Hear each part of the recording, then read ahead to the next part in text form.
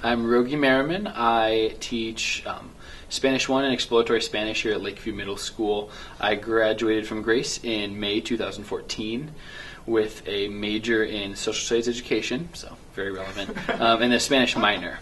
So that kind of explains what I'm doing here, I guess. My classes, I teach the two classes, so the one is high school credit. My whole morning is 4 periods of high school credit Spanish 1. We do the same stuff the high school does. I meet with high school teachers all the time with PLC and that kind of thing. And then I teach 2 7th grade classes. Well, they're a mix of, there's 7th and 8th graders in there, but it's more of a preparing for taking Spanish 1 or just introduction to would I want to take this next year, that sort of thing. So that's called exploratory Spanish. Okay, sounds interesting. So then your time at Grace, was that something, when you first went into Grace, was teaching something that you'd always wanted to do as you went into Grace? Yeah, when I was applying for colleges, I was applying based on social studies education major. I always loved history when I was in school, in high school and things like that. And my grandfather was an economics professor, so that kind of runs in my blood a little bit. I always thought I wanted to be a teacher, and then when the first time I met with Dr. Norris, we said, well, we've got Spanish credits. I'm pretty decent at Spanish, took AP and that kind of thing, so might as well go for a minor in that. I was like, okay. So didn't really know if that would take me anywhere, but focused on those history classes, a lot of Norris and Burkholder classes and those sorts of things. And then I went and studied abroad. I was in Madrid for a semester, so that really was kind of what solidified my, not that I'm incredibly fluent, but my decent fluency in Spanish. And then when I came right back from that was student teaching, which I jumped into actually here at Lakeview. I student taught in 8th grade U.S. history for that in that spring to 2014 semester. But I was always just kind of planning on being a teacher. Both my parents, neither of them right now, but both of them at different times, taught public school, private school. My mom was a Spanish teacher. My dad taught elementary. He also did some music teaching, choir teaching, that kind of thing. So it's a world that I've always been comfortable in growing up in. I did well in school, so I was confident in that. Even as a kid who wasn't confident in a lot else, like in high school and middle school, I knew that I'm good at school, and so I figured, well, if I have to get paid for something, maybe it might as well be something I'm good at. And so that was just kind of a natural progression that led me into teaching. Mm-hmm. What was your time studying abroad in Madrid like? Had you been out of the country a lot before that, or? Good question. No. I spent the night in Canada once in 4th grade with my parents on the way to Niagara Falls. And until then, flying to Madrid was the first time I'd been out of the country at all. Wow. So, yeah, my mom had been several times when she was in school. She studied Spanish, and then later on. So she was able to give me a little bit of preparation for that, but it was definitely different. I had just gotten engaged about a month and a half before. So that was its own dynamic, being away from my fiance. She was student teaching at the time, planning the wedding. So I had those kind of social issues or social things going on at the time. And I wasn't there with a lot of other Grace students. So there was kind of a lot of time on my own, interacting with just my host family. I didn't get out a lot in terms of traveling around Europe or around Spain, but I was able to take a few trips. I learned a lot in some of my different classes that I took. There was a couple in particular where I studied architecture and history of Spain, so that kind of tied into my history background. It brought history and Spanish together in a way that was really cool. And I was able to learn more about the Spanish culture. I'm by no means an expert on the culture of Spain even yet, but that was the first time I'd been immersed at all in Hispanic culture. Before that, I studied 4 years in high school. I took Prof. Navarro's class, but my grammar was decent. My vocab was probably maybe a little better than my grammar, but I didn't have any first-hand experience for the most part, other than my mom taught adult ESL, and so we had some 1-year-old Mexican birthday parties at my house, I guess. That was the extent of it, and so it was definitely different. Got to learn some things that I've been able to carry into my classroom, especially whenever we talk about Spain. That's where I can really jump in and give some personal experience with things, because I do have a lot of students who, I don't know if people know sort of the demographics of Warsaw, but Lakeview is probably a little over a quarter Hispanic.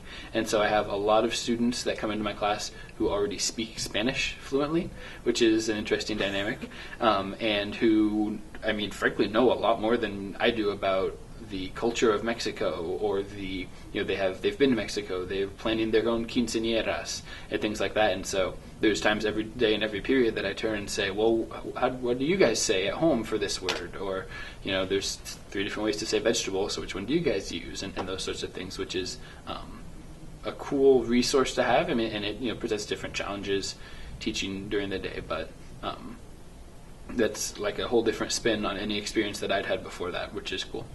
And what would you say as a foreign language teacher, as a Spanish teacher? I know a lot of kids, I think, would probably approach a foreign language with the idea that, if I'm never going to live in that country, why do I need to do this? What is the importance of this? What would you say is kind of the importance of learning a foreign language, and kind of what drew you to learning Spanish over the years? Well, that one's easy. My mom was a Spanish teacher. She's super fluent. Her Spanish dominates mine 10 times out of 10. She's great. And so that's, of course, what I was going to take in high school. I feel like I have a gift for learning languages, picked it up pretty quickly. Not that I'm perfect by any means in it, but was able to, it just came pretty naturally. So I was good at that. I happened to know the husband of the other Spanish teacher here, and he said, hey, they're looking for Spanish teachers. I wasn't even licensed. I was able to get a job doing that because the need for any foreign language teachers is always so great around, at least in this part of Indiana. So it's pretty obvious to the kids what the benefits are, right? They can all see financial benefits, social benefits, and then high school credit. That's all you got to put out on the sign, and kids are gonna come running, right? Parents want their kids enroll in high school credit classes and things like that. Most parents have had some kind of good experience with how foreign language helps the brain develop. Studying a foreign language is going to help you in all these different ways in other classes as well, because of that, different brain development. It's sort of a brain break for some kids who are English math. I mean, that's what all the standards and testing pushes. And so to be able to come to a foreign language class, use a different part of their brain, can be a relaxing thing for them. So I don't really have a lot of trouble getting kids interested in taking it. Buy-in is another thing. I think any teacher will tell you in any of their classes that unless it's 100% elective, which this is, but it's just that I'm taking this for the love of wanting to take it, like an upper level art class or something like that, that buy-in is tough. I don't want to do homework. Why do we have to take quizzes and tests? Why can't, just give me A's and things like that. But just give me A's, yeah. I'm sure is what a lot of, in every class. yeah, I mean, of course. But, yeah, I mean, I don't really have trouble convincing students that it's important to learn a foreign language. When they hear a story like mine, every kid, well, my mom, that's what she translates at the courthouse, and she gets, paid like crazy, that kind of stuff. So I think the benefits are pretty obvious to a lot of kids.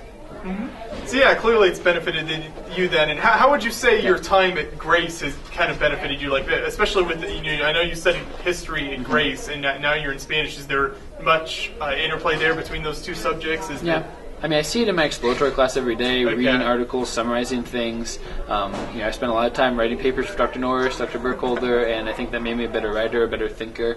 I still love history, and I wouldn't be opposed to considering someday going back to teaching that. It's just a lot easier to find a job teaching Spanish than it is teaching social studies, because social studies teachers teach till they're 80 years old, and they're usually coaching football or basketball for the most part. Not everyone, but that's how a lot of it goes.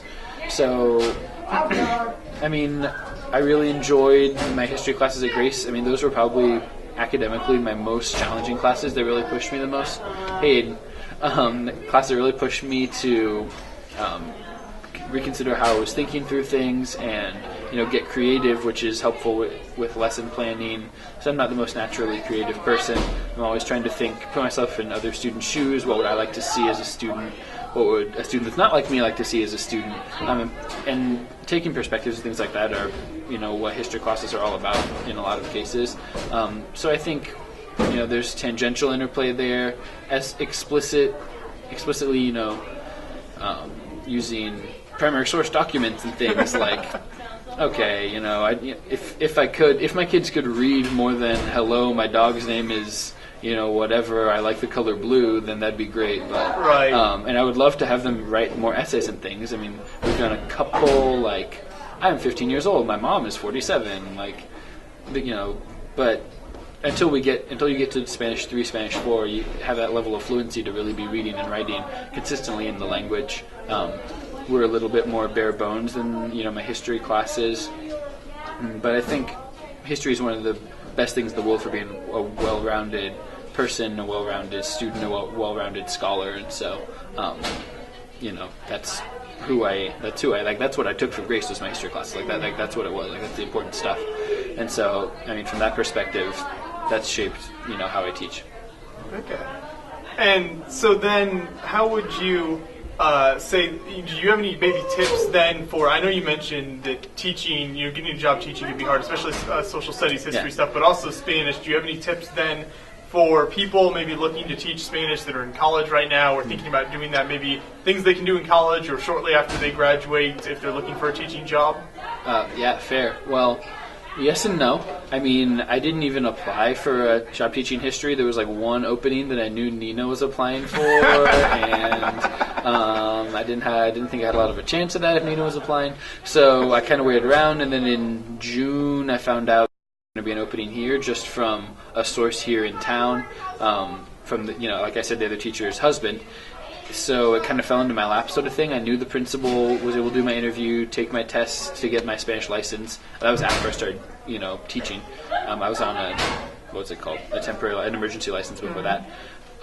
If you're trying to get a job teaching Spanish, then speak Spanish, and that is all that you are required to do, and they would be more than happy to hire you, because around here, Wawasee, Tibby Valley, Whitco, everyone needs Spanish teachers. So from a history perspective, try to diversify yourself, because unless you're Nina Ferry, it's going to be, you're competing with a lot of different people for that position. We hired, currently we have one maternity leave sub at the high school, one first-year teacher, one teacher that just got back from maternity leave, one teacher that's still out all year from maternity leave. There's always openings coming in and out. So it's something that opens up a lot of opportunities, and be willing to maybe look into EL, teaching English as English language learner sort of thing. Doing other things with your Spanish, be a translator, be something else while you're waiting to get your foot in the door, but it shouldn't be hard to get your foot in the door. It's one of those lucky positions that you graduate with a degree and people are willing to snap you up, at least from my very limited experience. Okay. and from what I see in the department. Right. Okay, so if someone's interested in teaching Spanish then, is as long as they can speak it fairly well, then they should have a pretty good chance of getting a teaching job with that. It's kind of like math, physics. They always need math and physics teachers everywhere. We just hired a math teacher and a science teacher, and I know they're getting hired to the high school all the time. One quit last month, I think. It's all just go for it. Mm-hmm. So. What would you say if you were talking to a prospective teacher? What would you say is maybe kind of the most rewarding thing that you get from teaching, and maybe the hardest part? So if you had to tell this person, here's what is going to be the best thing for you, and here what might be the worst part.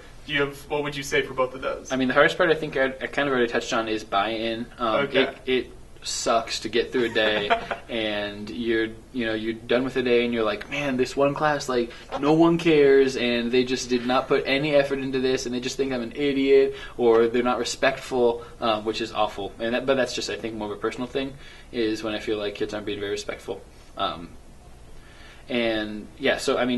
Buy-in is hard to get. It's, you've got to be really creative, and you've got to be patient, because it's not going to happen immediately. So when you feel like that's not happening, and you're still putting in a lot of work and effort to try to get kids to understand, look, I'm just here to try to get you to learn. There's no ulterior motive here. I want you to get A's. That would be fantastic. Please do. I'm not out here trying to see you failing. So that's probably the toughest thing that I encounter on a daily basis. The system is tough too, just with testing. I don't deal with that as much. High stakes testing, ISTEP, and those kinds of things. But I'm still part of. We get a school grade, and it's these kids are under a lot of pressure. They test all the time, testing, pre-testing, post-testing for English and language arts, or English language arts and math. So the system is tough, and teachers getting evaluated on the revised rubric and lots of things I'm not even qualified to talk about because I don't know anything about them. But the best thing has got to be relationships.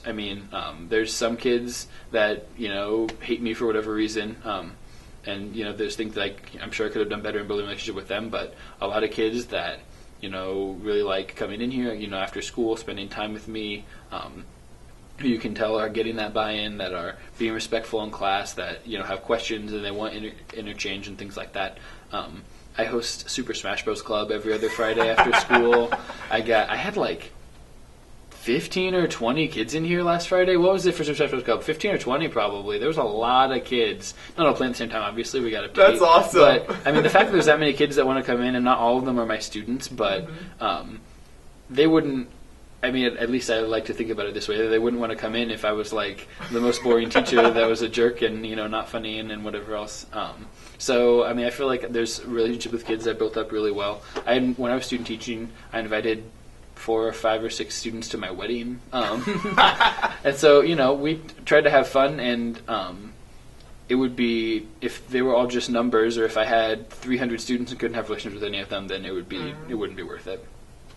And would you say you kind of build those relationships just based on those examples, you kind of getting them involved in your life and you getting involved in their lives, just kind of, somewhat on, how would you say is the best way to build that relationship with students? It's a little of everything. Okay. Listen when they need someone to talk to. Be respectful if you're going to, demand respect and those sorts of things. And, that's something I work on every day. Be interested in their interests, right? Even if it's not something that you're only tangentially or not at all interested in, listen. If they think that you care, then they're going to care a lot more, I think is what you hear people say a lot. And so, yeah, I think there's probably some relationships that have really gotten deep or been fostered because they really like the subject matter, Spanish or history or whatever it was that I was teaching.